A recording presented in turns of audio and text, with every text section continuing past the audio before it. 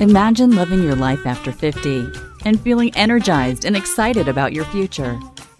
Welcome to the Women in the Middle podcast, the podcast for women who are ready to figure out what they want and create the life they deserve. Here's your host and master certified life coach, Susie Rosenstein. Hey there, today's episode is all about how to love your body and get stronger in midlife, even over 50. Let's go. Welcome back to the podcast Women in the Middle. I'm your host, Susie Rosenstein, your master certified coach and midlife mentor, and I am so glad to be here with you again for this week's episode. Today we're going to be talking about your amazing midlife body. Now, do you think of it that way? I have a feeling you may not. I don't know. Check in with yourself. Specifically, we're going to be taking a deep dive into how to love your midlife body and get stronger, because I have a feeling that you would agree that your midlife body can surprise you in many ways. So many changes, so much to learn. It can be difficult to understand how to create the health you are interested in. My guest today can help, so buckle up. We're going to talk about all of it. But just quick, before we dive in, I wanted to ask you a question. Do you know that I offer private coaching as well as group coaching in the Women in the Middle Academy? I even offer a deluxe experience that combines the group academy coaching program with private coaching. I don't talk about the private coaching option that much on the podcast because I only have limited spots available that come and go. But I do get questions about it, and I started to think that maybe I should mention it just in case it was something that you were wondering about yourself. Now, as you probably know, I'm a master certified life coach and midlife mentor for women. Specifically, I'm a mindfulness coach for midlife transitions and have been coaching midlife gals since 2014. Sometimes I refer to my work as a midlife clarity coach, a midlife possibility coach, a midlife mindset coach, and even a midlife permission coach. There's so many things we just don't allow ourselves to do. It's so interesting. Anyway, it is all related when it comes to my approach to coaching. The idea is that you're going to break through what's keeping you stuck so that you can love your life again after 50. Common midlife transitions are turning 50 or 60, empty nest, caring for senior parents, career transitions, pre-retirement prep or retirement reimagination, that sort of thing. So many things come up. A big question for my clients is typically about what they really want to do, which is a surprisingly challenging question to many. You may have experienced this yourself. A lot of what I do is coach my clients to give themselves permission, as I mentioned, to dream bigger and to trust themselves more to go after what it is that they really want to do so that they don't have regrets.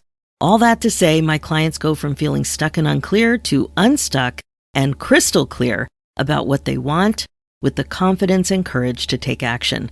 Powerful results that feel fulfilling, exciting, and peaceful, truly life-changing. So if private coaching together is something you might be interested in to set yourself up for success in your next chapter, please go ahead and book your free, no obligation insight and momentum call at www.talktosusie.com, and we'll chat about what option to work together may be a good fit for you. Okay, now let me tell you about my amazing guest. Today's interview is with Alicia Jones. Since 2006, Alicia Jones has helped transform the health and the lives of women over 50 through her fitness and weight loss strategies. Alicia is an expert featured in tons of places in major outlets including Shape Magazine, VeryWellFit, and Aaptiv.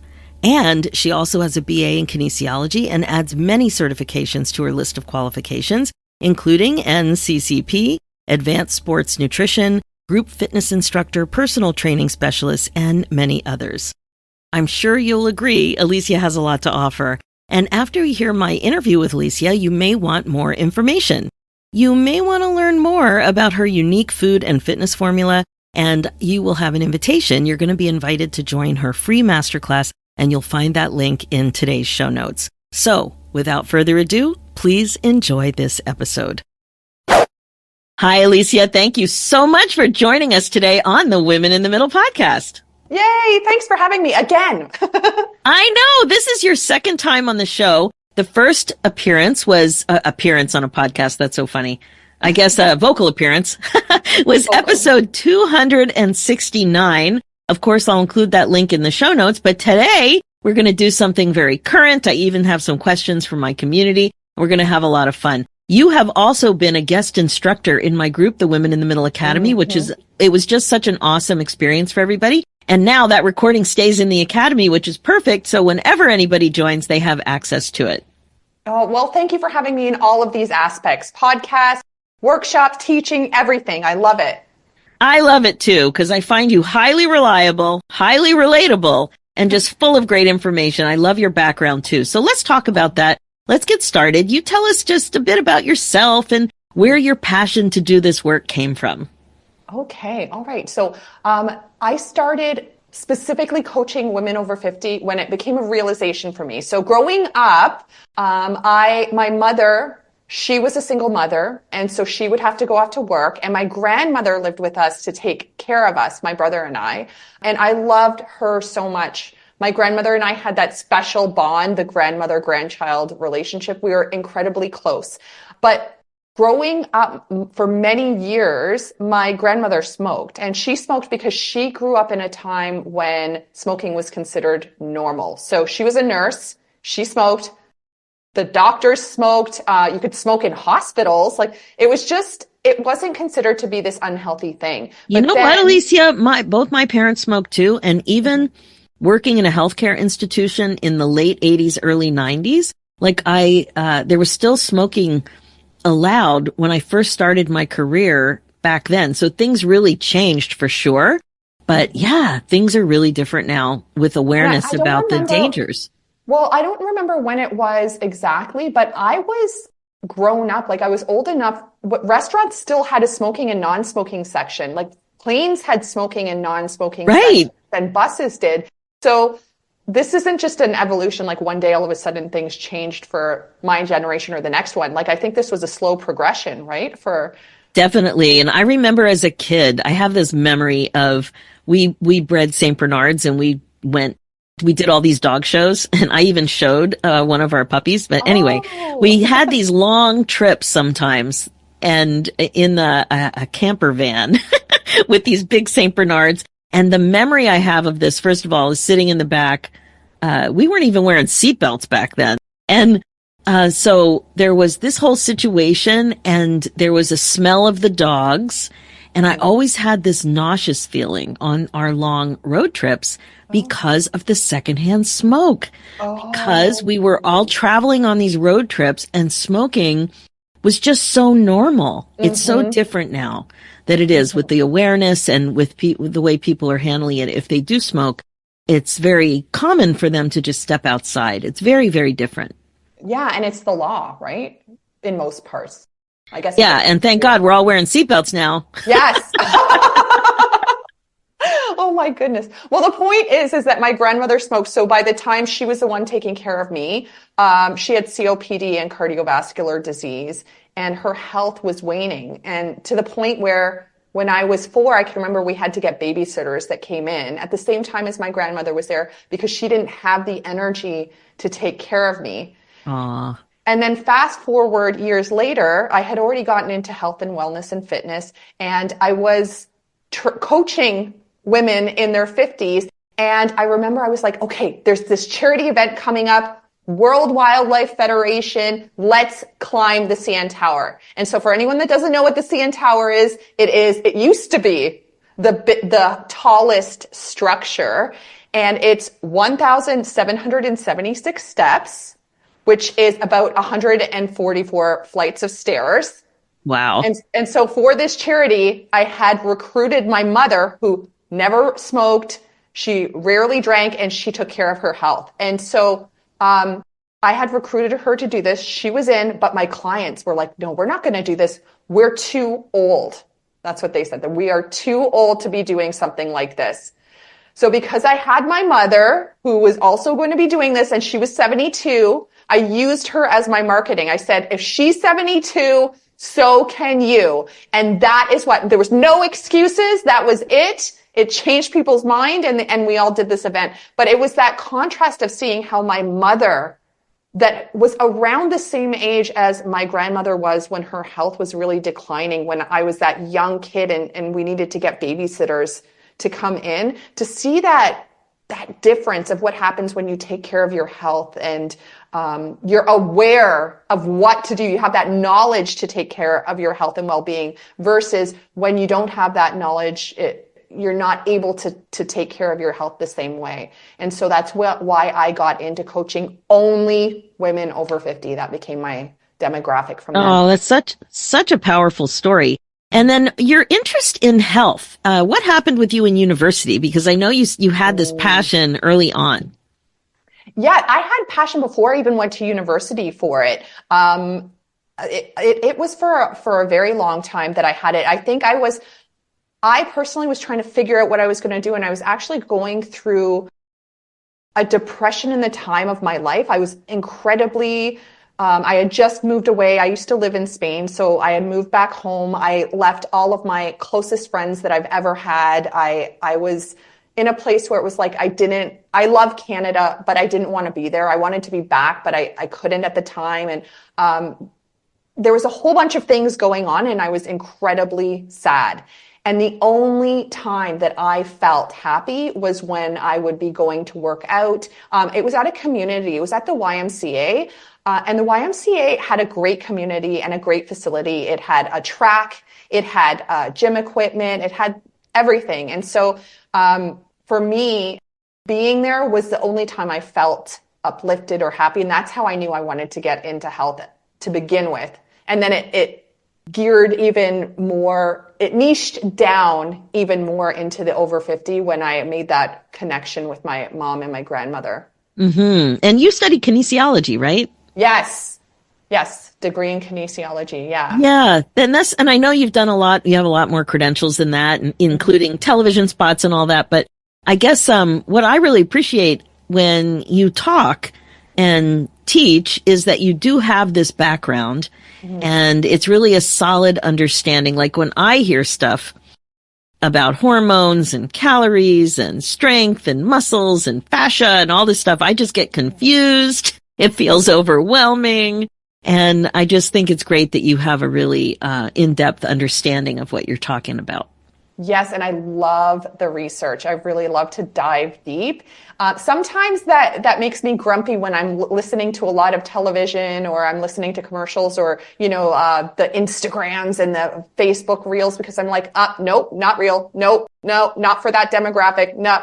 So, because you start to realize it's like the veil has been lifted. You can see what is actual science or proven versus what is just a marketing gimmick, for example. Yeah. Yes. And it is so hard to understand my own literacy to be able to understand and pick stuff out, what's true and what's not true and what's good for me and what's not good for me it's very difficult. It's like as midlife women, we can't know everything. We can try, but we can't. I feel that way too. Like when something breaks in the house, we needed a roof repair. All of a sudden you have to be an expert on roof repair. Then the furnace died. We need to be an expert on that. And then the air conditioner died. And I just can't be an expert on everything. I just can't. So yes, it means also that it's hard to have the literacy to even understand what you're reading. Yes, I totally understand that. Yes. And finances too. That's a big one. It's like, getting ready for retirement, getting everything together. You need to be able to figure out who you can trust, who has the information that is authentic and real for you and go with it and hope for the best. That's really it. So here we are, midlife gals. And I know strength training is a big deal for women in midlife.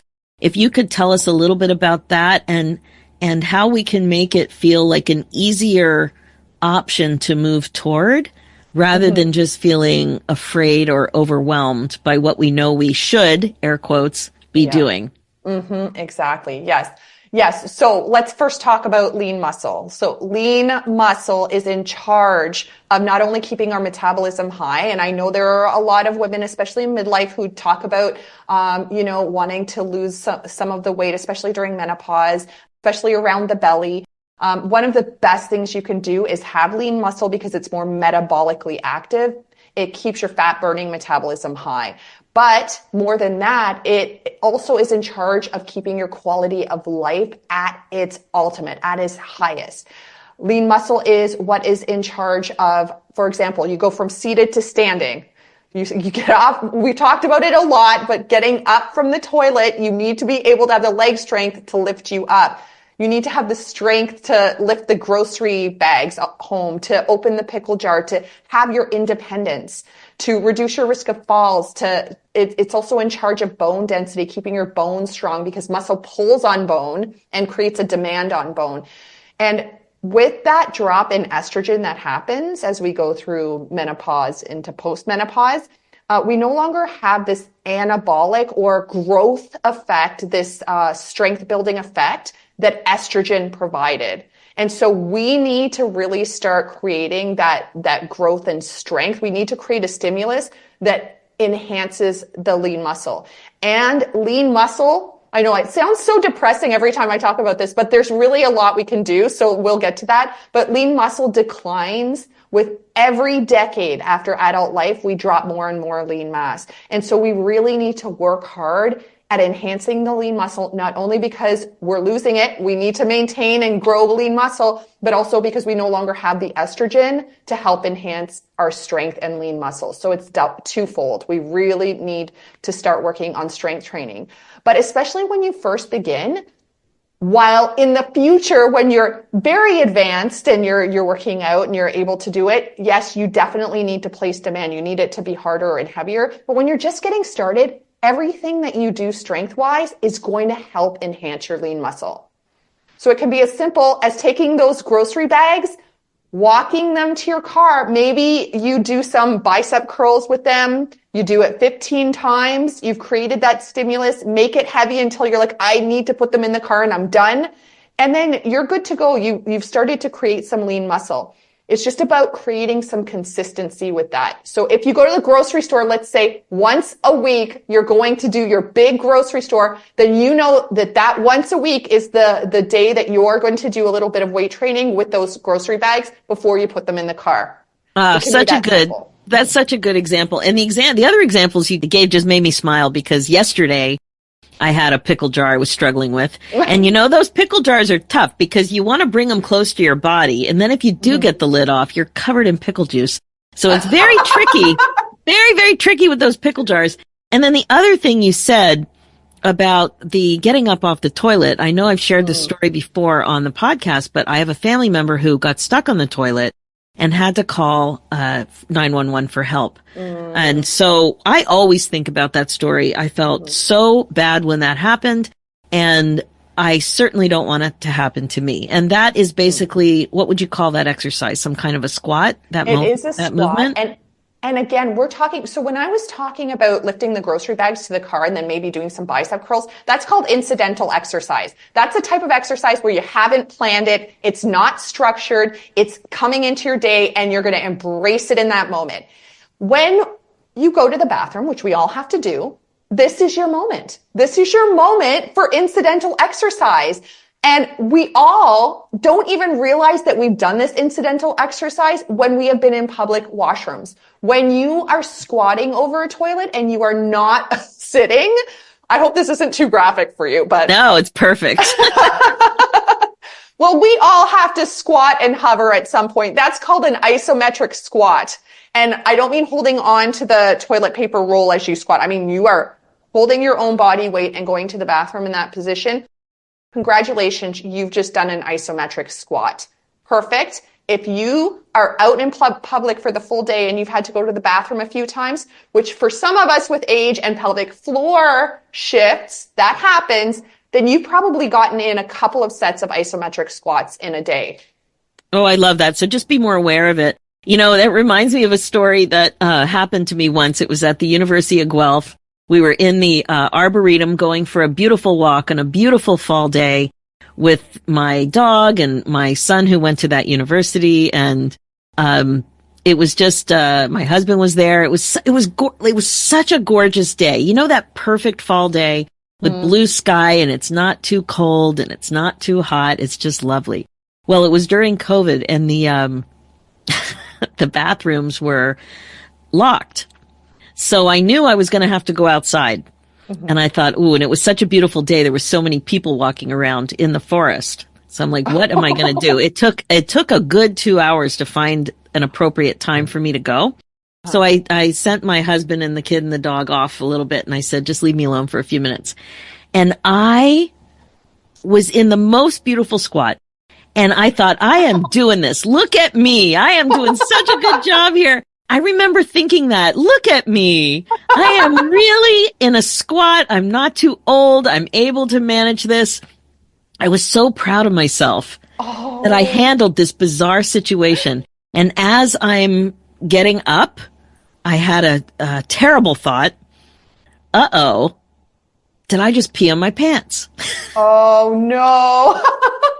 And I looked down and I sure did. So while I mastered the squat, I did not master the whole situation. So after that, I had to look it up and see what I did wrong and how I could improve that situation if it happened again. Oh my goodness, nothing like that squat. So what did it tell you? May I ask? What was the advice? Oh, I don't remember. It was the angle. I think. I'm going to have to look it up again because I'm certainly not prepared. But at least I didn't fall over.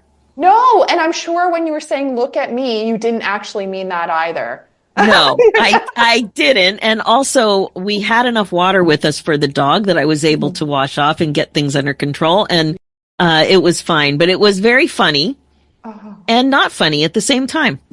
Yeah. Well, you know what? I think that's a celebration moment, except for the last few seconds. I think that's huge. That's a big celebration that you could do that. And congratulations on amazing pelvic floor strength. There are a lot of women that are not able to hold their urine for 2 hours, and you were able to do that. So that's a big And that deal. was scary. Thank you so much for pointing that out. So as a listener right now, if this has happened to you, you must send me an email and you must tell us the details because we want to know. And it's so great in midlife to know that you're not alone. That is for sure. Yes. Yeah. Yeah, we actually, inside of my program, some of the ladies have been really open and honest about, hey, we were going for a hike in the woods and we thought we could make it and nope, peed my pants before we got to the end. So yeah, things like that. And I love that you bring that up because that's pelvic floor strength and health as well. And so it sounds like you've got some great pelvic floor strength. Well, it can always be improved, but thank you very much because life happens. So I love this. So this incidental exercising is great. I think it would just be important to raise your awareness so that you can celebrate what you're able to achieve. Yes. And understand when you're doing it, because I think that's a lot of thing that at least women come to me. They're like, I should be doing more. I should be doing more cardio. I should be doing more strength, more stretching, more, eating less. And, the truth is there are some little things that you're probably doing that are amazing. And it's so important to celebrate that. I think there isn't enough emphasis on what you are doing. It's always on what you're not doing. Exactly. And yes, you can build on it, but what are you doing right now? Well, that's a great question. Let's talk about that because as midlife gals, we feel very busy. Now, sometimes that's too busy, but it always is a narrative. Like for many of us, that is what we say to ourselves. I'm too busy to do this. I'm too busy to exercise. I'm too busy to move my body. What is your advice for women who feel busy but want to make some progress?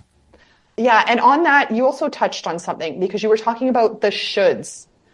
And that's a big thing. I'm busy. I know I should. And so I think we need to get away from that a little bit and figure out what you can do, not what you should or are supposed to be doing. When it comes to strength, when it comes to health, quality over 50 matters more than the quantity that you do. So if you're really busy and you really do not have a lot of time, great. It doesn't matter. What matters is the quality of what you do when you are doing it. So especially we're talking about weight training a lot because we're talking about the lean muscle growth. What can you do one set of really well? So for the squats, we talked about that. If you're doing an isometric squat, or maybe you're sitting in your chair and then you sit and stand and sit and stand, you do that 15 times. And if that gets easier, you can start adding some weight. You do that. You can do some really light, a plank or something like that at your desk. Little things like that you can do in 10 minutes or less of one set of weight training and you're done. And it doesn't need to take a lot of time. What's a plank at your desk? What would that look like? Like with your arms on the side?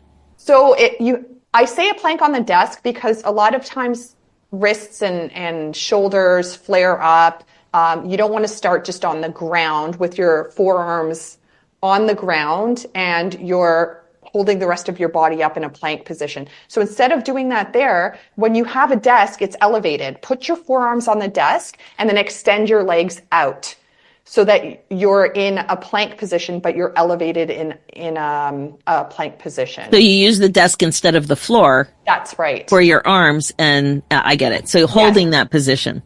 Yes, and everybody is different, but I also get a lot of women who are just starting that still find it difficult to go from lying down on the floor, being on the floor, to standing up really quickly.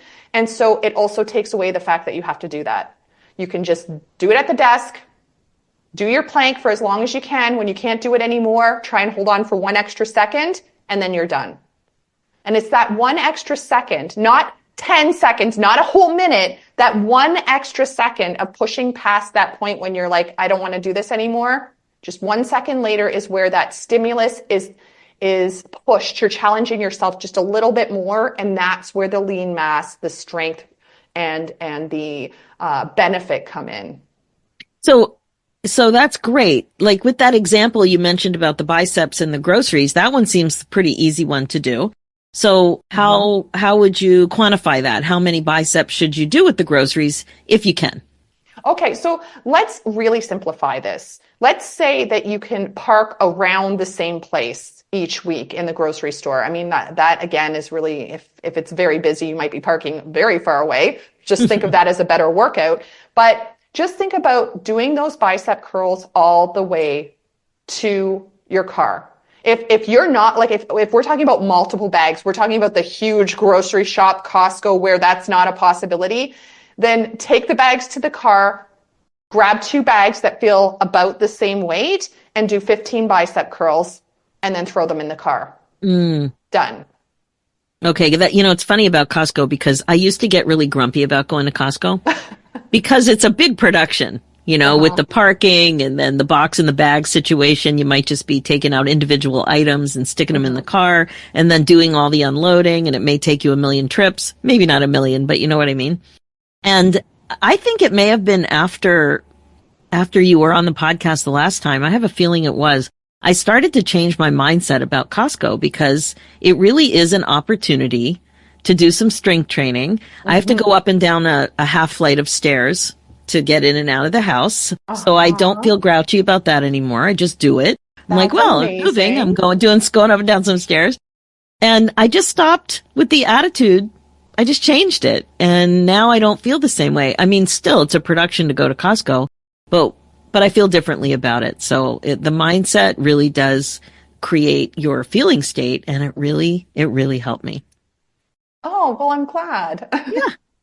I don't remember what we were talking about, but I did work on it. Now, if it's cold and windy, I'm still grouchy. That's fair. I totally get that. But that's what's a good point about that is there's a lot of times it's like, oh, I have to go grocery shopping. I have to go to Costco. I don't want to, but I do. But with exercise, it's like, oh, I have to exercise. I don't want to. I don't. So, good point. So at least you could even turn it into the fact that, okay, you're doing this other thing that maybe you don't love doing. Maybe you don't love exercise. You don't have that gene that tells you, yay, I get so excited by doing exercise and all the endorphins flow. So then use a thing that you have to do that has something like weights in it, like grocery shopping, as your way of lifting something heavy. And I love that. It's perfect because you have to get it done anyway. So use those grocery bags.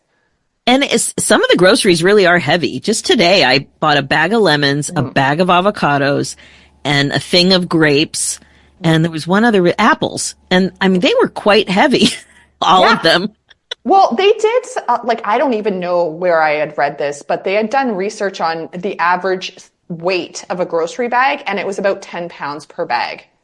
So that's an average. We're not talking about the extra heavy ones with laundry detergent and all of that sort of fun stuff. But on average, it's 10 pounds, which brings me to another point, because a lot of times I will get women who come into my program that are worried about lifting weights, which is totally legitimate. I understand you do not want to injure yourself. They grab very light weights, like they're 2 pounds or they're 5 pounds, and they'll do a fitness test with me and have a full conversation. And it could be 10 minutes later, they're still lifting that weight, full conversation. This weight is way too light for you. And when I say to them, I think you could lift a little bit heavier, they're really challenging with that. No, I can't. I'll injure myself. And I always ask them, do you bring in the grocery bags? Yes, they say yes, I bring in the grocery bags. Well, guess what? On average, a grocery bag weighs 10 pounds per bag. So if you can bring those in, we can probably lift a little bit heavier without injuring yourself. We can probably do that. But the fear of injury looms large as we age. I don't want to fall. Even I started tap dancing a couple of years ago, and I was worried about falling. Mm-hmm. Now, when I was 13, 14 and started tap dancing, I was not worried about falling. Yeah. No, and that's legitimate. Like, I empathize with that. And I also empathize with the fact that, you might have injuries from the past. You might have arthritis that is also acting up. You might have frozen shoulder is a lot more common over 40, as of 40 plus. Frozen shoulder, plantar fasciitis. I feel like I'm being a doom and gloom again, but these are legitimate issues. Low back pain, and pain in general. There was this huge study that was done on women going through perimenopause to postmenopause.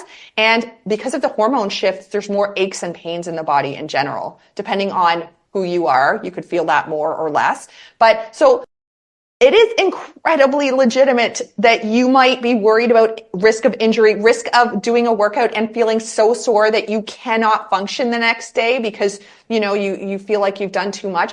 So I'm not saying you have to lift heavy, heavy, heavy. I'm just saying also give yourself some credit that you're probably doing some heavy lifting already and you just don't realize it. Excellent point. So I know from your notes that midlife women we grew up a certain way, and it was a very strict diet culture when we grew up. And there was tons of cardio. So we can all think back to the videos that we were watching, the new exercise videos, and all of diet culture, the way it was in our magazines. I used to read 17 magazine all the time, and Self and Glamour. Maybe it was Glamour, not Self at that age when I was in high school. But there were always diets being talked about, and it was something that we just talked to our friends about quite a bit back in the day when we were laying out and using baby oil for suntans and all of that. So anyway, it's nothing to laugh at, but it certainly was what our childhood was like. So can you talk a little bit about what that means for us now as older women and how that influences some of the ways that we think is a good idea to release weight? Yeah. Well, I mean, we've all been there because for me, initially, when I started my dieting, quote unquote, dieting career, I was 14 and I remember starting to do really crazy diets. You read the magazines, being thin is in. It was all about more cardio, eat less, watermelon diet, what was it? Grapefruit diet, all of these strange diets at the same time where you're barely eating any food and you're supposed to do this immense amount of cardio. And that's how I got into this too. It wasn't until I understood that you could eat food and you could feel really healthy and energized. I did not know that was a thing. That took a very long time. And so I was lucky enough to find that thing, to find that you could eat food, that you could exercise and feel really good with it. I think for a lot of women, they're still trying to find that because they've grown up, no fault of their own, but we live in a culture that is basically like, be thin, cardio, eat less, move more.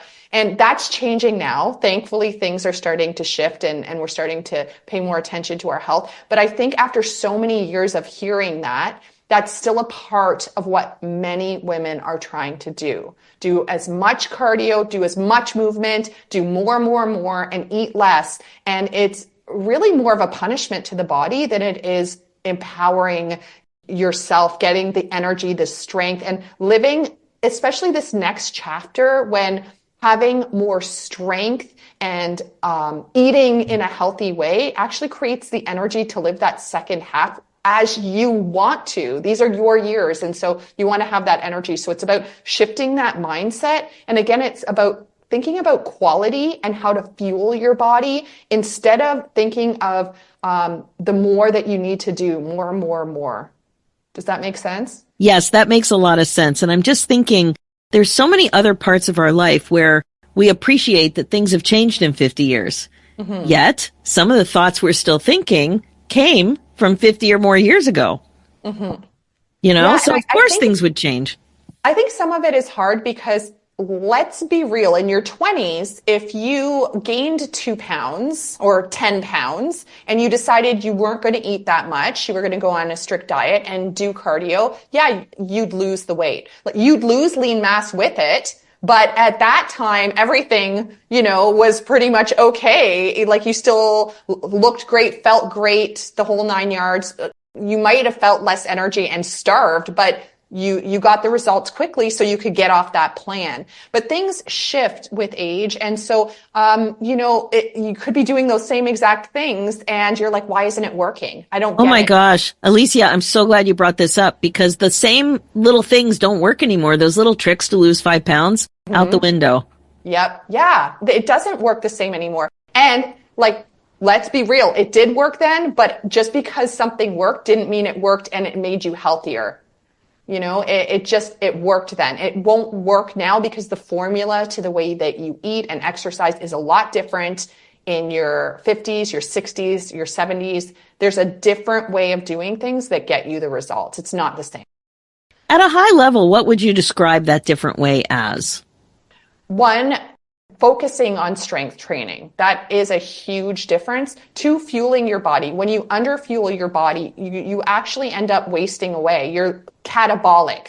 Catabolic means you break down lean muscle. If the goal is to build up lean muscle and you're breaking it down because you're not eating enough and you're trying to do this excessive amount of cardio, which cardio is great for your heart. It's excellent. And doing some is absolutely wonderful for your well-being. But when you do copious amounts of cardio, that elevates your cortisol levels, which is catabolic. It's breaking down lean muscle as well. If lean muscle is the number one thing that really fuels your metabolic rate with age, that's something that we really need to be focusing in on. It didn't matter in your 20s because you had all of your lean muscle to begin with. There was no wasting yet. It's when the wasting starts to occur that you no longer have that power. You need to tap into that and have that power by doing strength training. So that's one of the big things. That makes sense. And in terms of fueling your body, what are the main areas or suggestions that you found that many women just aren't having enough of or they're not choosing? What comes up around types of food? Everybody is different, but some of the themes that come in is first, they're not eating enough. When it comes to your nutrition, it's about making sure that you're fueling yourself properly.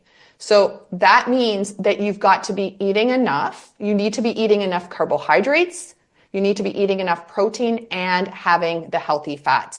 And right now there is a big, let's have no to low carbs and let's not eat that often. Or people are just really busy, like you've talked about. So there's this thing where it's like they get up and go, they barely eat throughout the day, and then they don't even realize it. There's no connection with that. And then the nighttime comes and then they're starving. So they eat and eat and eat there, and then they don't understand why they're so starving at night. And it's because there was this lack of connection throughout the day because they were so busy. Mm-hmm. So bringing some mindfulness around food. Just what I always suggest is, even though some people don't like doing it, give yourself a week at least of logging your food to see what your patterns are. You can just start to see what you're doing, whether, at the end of the day, if you're like, I'm so starving, well, you find out that you only ate once that whole day, because you were on the go, or you find out you're asking yourself, why aren't I losing weight? And then you realize, well, I was at the office and they had cupcakes every day and I was having the cupcake and it was so-and-so's birthday. And then, I only had one bite of the chocolate bar, but then that one bite adds up as the next bite throughout the day and the next. And so you start to see patterns. So just start simple by logging what you do to see what your own patterns are. And there's no judgment with it. It's just to give yourself some idea of what you're doing, where you're at. Well, one thing I noticed is that even though I'm trying to eat more vegetables and I am successfully eating more vegetables, it doesn't seem like I'm eating enough vegetables. Yeah, veggies. I find that it's very hard for people to get their veggies in and their protein. Yes. Those are the two hard categories. Yeah, that makes sense because there's so many carbs around all the time. It tends to be pretty easy for people to get in refined carbohydrates or complex carbohydrates. But it's harder for people to get in the carbohydrates that are veggies and the protein sources. Yeah. Yeah. And I think part of it is because we have a thought that it's hard.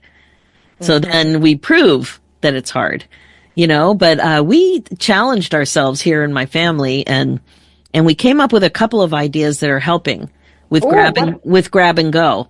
Well, one of them is Costco again. Now it could be your grocery store, but at Costco, there are, some options like chicken skewers, for example. So they're cooked, they're grilled, and they come in a pack. It's not one at a time. There might be, I don't know how many are in there, 5 or 6. So we take them out of the package and put them in a container in the fridge. Now that is such a tiny adjustment, but now it's grab and go. It's in a container with a lid and it's there. It's a clear container. You can see it. It's not complicated with packaging. You don't need to open a new package and think about that. You just grab one. Yes. And that's just one example. But we've done that with a few things. So it comes in the larger package and we open it up. We put it in a clear container that's super easy. So you see the reminder when you open the fridge and you don't just have to go straight over to the crackers. I love that. They do that with eggs now too. You can buy boiled eggs and they're already boiled for you. So you just take one if you want one. I don't like boiled eggs, so I don't do that. I love eggs. Another thing I've done is I tried this out. I wasn't sure I was going to like it or if it was worth it, but I have a salad delivery service. So as a listener, you might think, come on now, Susie, can't you make yourself a salad? And I can, but what I've noticed is I don't. And I end up throwing out vegetables. So these salads come with all the things that you mix together. And sometimes I choose not to have the dressing. I can't have dairy or lactose. So I'm making some substitutions, but I know what I'm ordering and sometimes it's not perfect because maybe the dressing's off, but everything else is okay. So I'll order it anyway.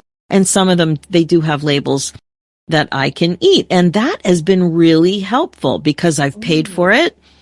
And it looks more like a meal. Now, if I pay for lettuce and sometimes I don't get around to using it, I don't have the same thinking as I do if it's a meal that's ready to go.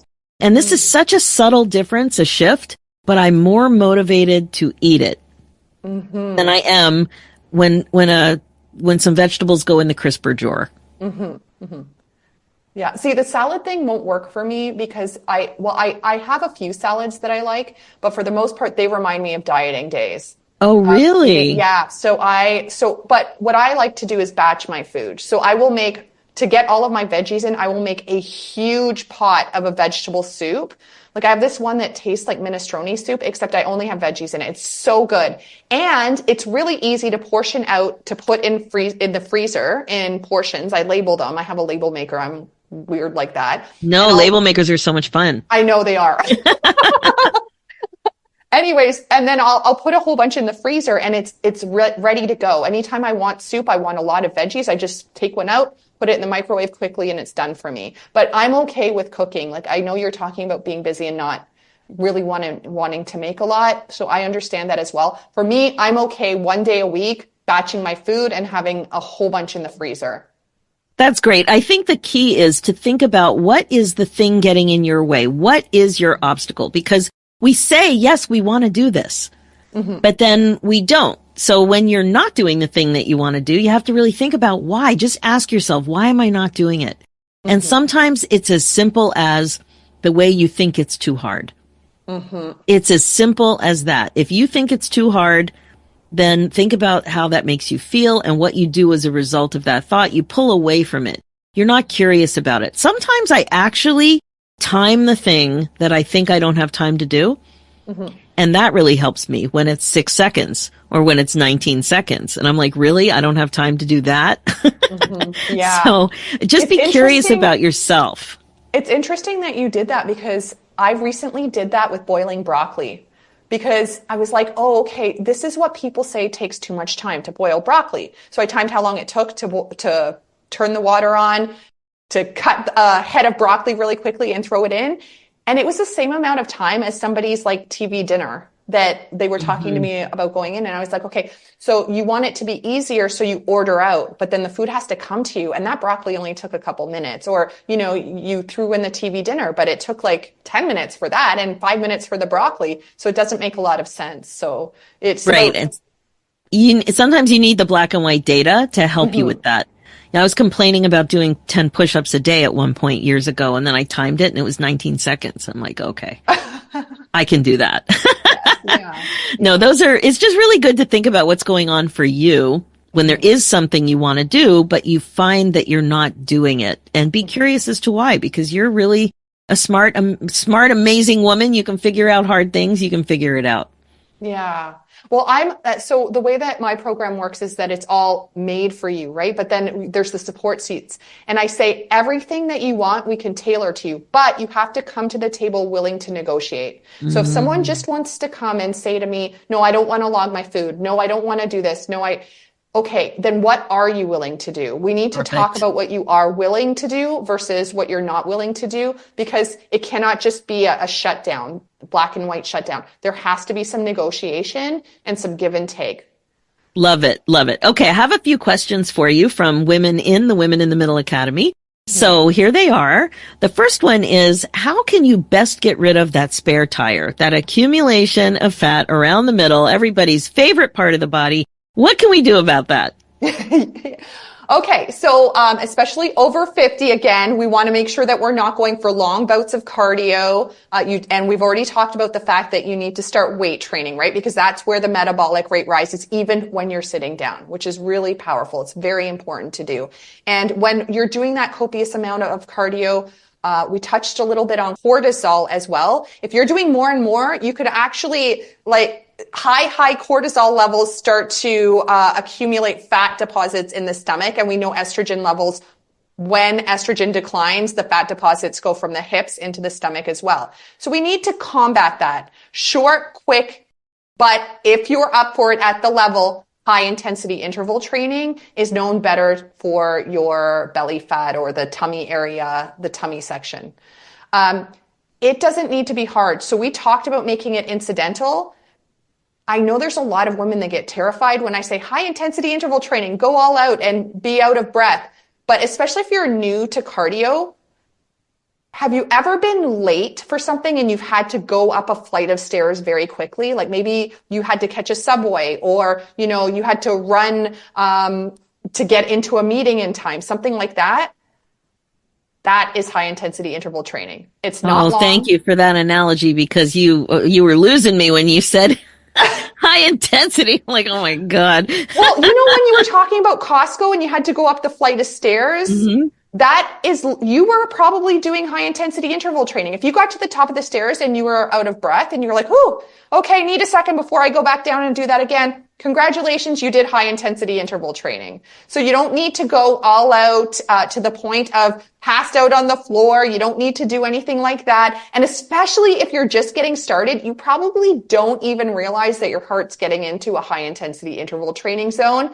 So one of the easiest things to do is just find a flight of stairs, go up, and you're done. Start there. That's simple. Then maybe next time you can do 2. Like you did it 4 times, didn't you, when you went up and down the stairs with your... Oh, yeah. Same thing when I'm putting towels away or vacuuming. Sometimes my Oura Ring always asks me, what kind of exercise should we classify this, you know? See, then there you go. Does it tell you what your heart rate was? Yeah, I could also see that. Yeah.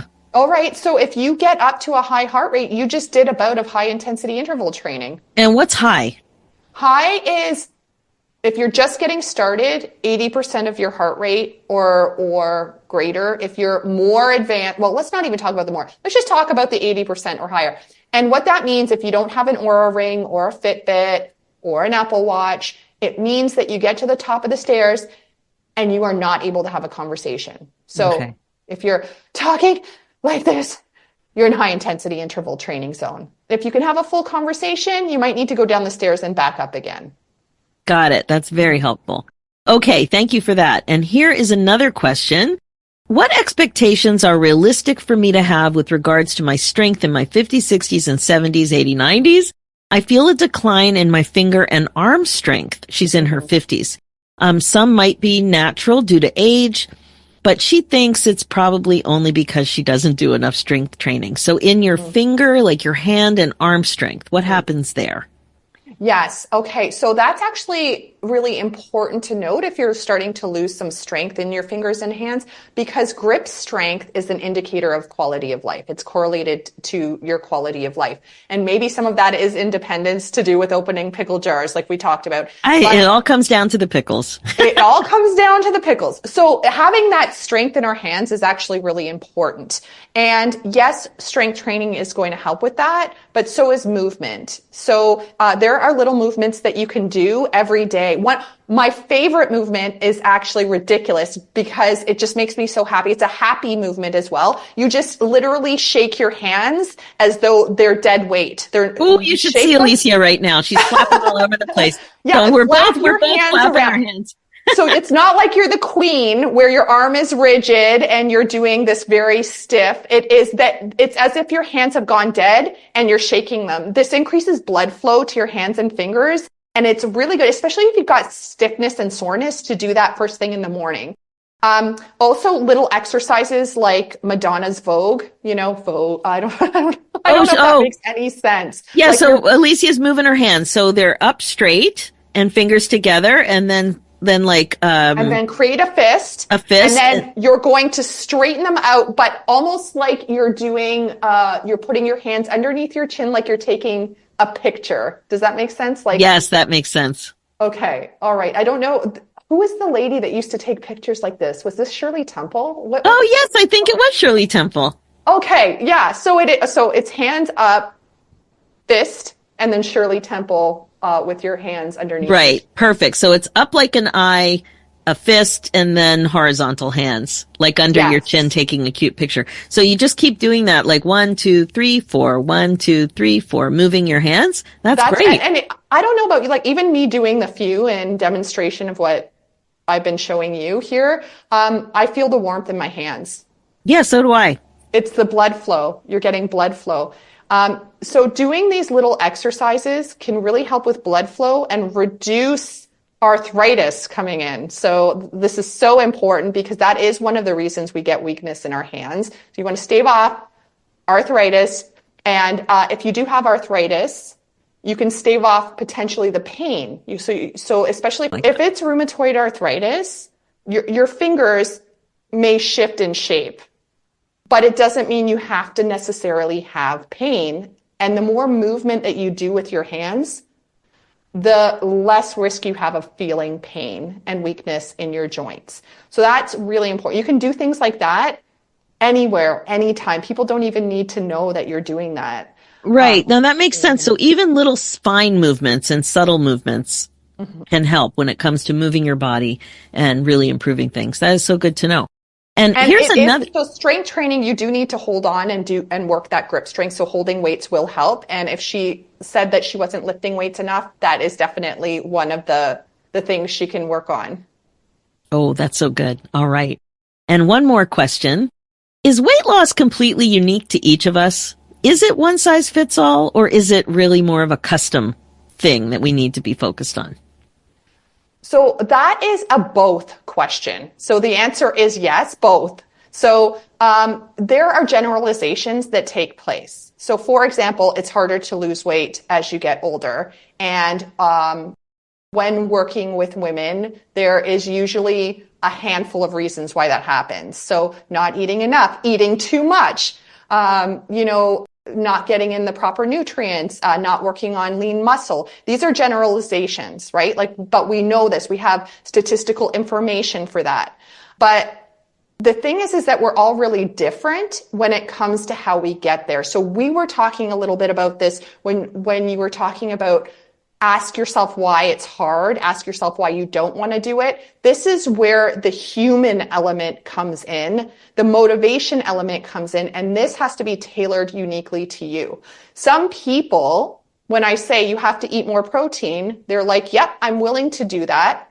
I don't need to negotiate that, and that's what I'm doing. Other people have different reasons why they won't or can't do that.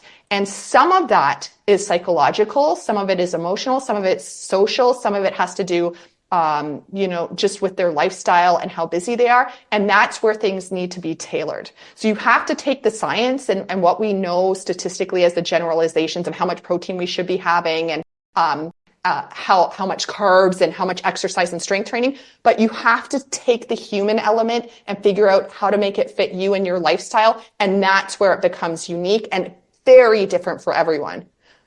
Oh, Alicia, I call that shenanigans. That's when the shenanigans start, that drama. I know, right when you were saying that, one of my biggest dramatic things that goes on in my head is tracking food. Yes. Then I have shenanigans. I'm like, not going to do that. But I know it would help. Where's your resistance? Because that's the thing. That could be you love your salads. And for me, there's no way that you're getting me to stock my fridge with salads because it reminds me of diet culture. And that's something I'm not willing to do. Well, with me, I think it's just the commitment to do something tiny like that all day, every day for a period of time. It just feels like it's so easy not to do it correctly. And then how good is the data? So then that would be more perfectionism that's the issue, wouldn't it? Yeah, maybe. Because you'd want to have everything in there, right? And that's another thing that I hear a lot. It's like, oh, well, I need my macros to be perfect. I need my calories to be perfect. But what if instead of looking at it as a way of being perfect, it's just a discovery to see when you eat, what you eat, how you eat, and what it evokes, what emotions, are you overeating at night? A lot of my clients have very stressful jobs. And they find that they can be really great throughout the day. And then at nighttime, they're like, I'm done. I'm so done. And now I'm off of work. I'm going to eat whatever I want. And that's where everything goes awry for them. It's really different for everyone. So, it's about figuring out where that resistance is for you and why. I think that's really different for everyone. Yeah, that's great. Thank you so much for that.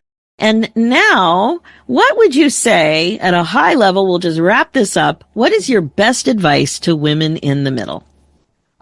Get started with strength training, no matter what type you do, whether it's incidental or you are doing a structured program, get started with strength training and know that there is a science to it. There is a formula that shifts with age, but it is tailored to you. It has to be tailored to your lifestyle. You're in probably one of the busiest phases of life, but it can also be one of the most joyful and wonderful phases. And so it's all about figuring out how to tailor that to you.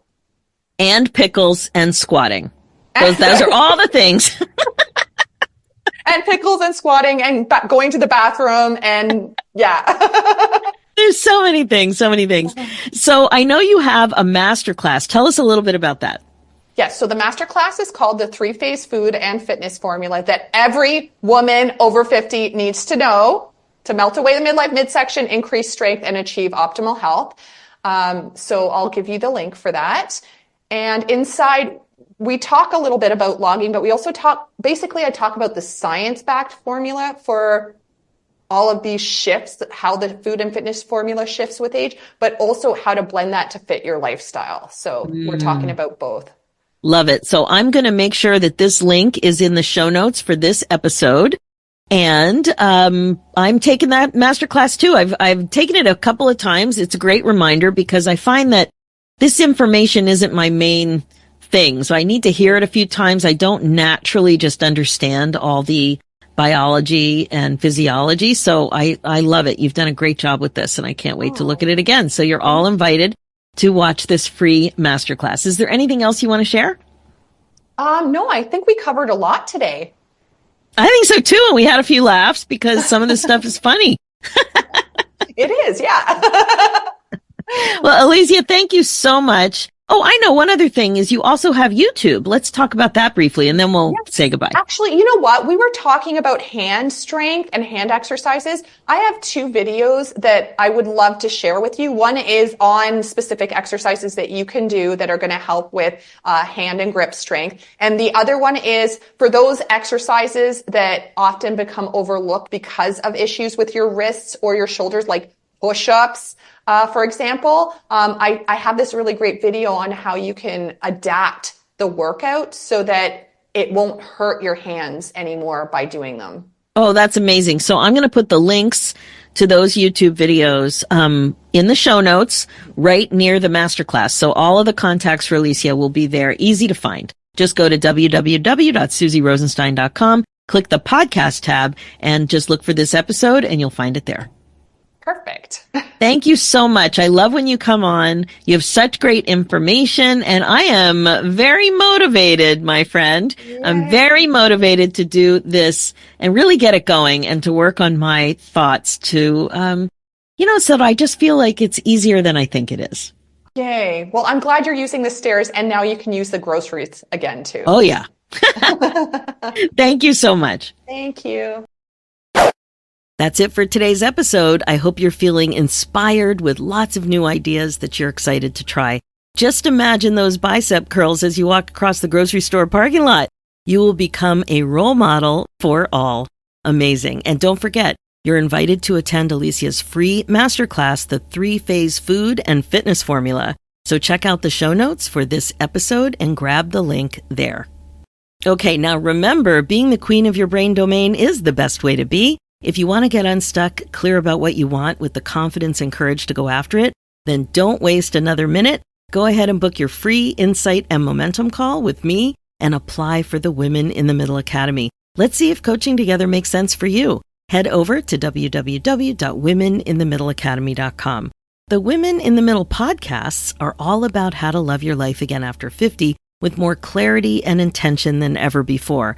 And the focus is on coaching you to incorporate mindfulness as a regular practice. This is how you put yourself on your agenda. And it's about time, my friend. Finally, for show notes and links, head over to www.susierosenstein.com and click the podcast tab and look for episode 397, where you'll find all of the contact links for today's episode, including that masterclass. You'll also see links there for my new show, Women in the Middle Entrepreneurs. So thanks so much for listening. It's really time for you to put yourself first, one thought at a time. I'm Susie Rosenstein, and I'll talk to you next week.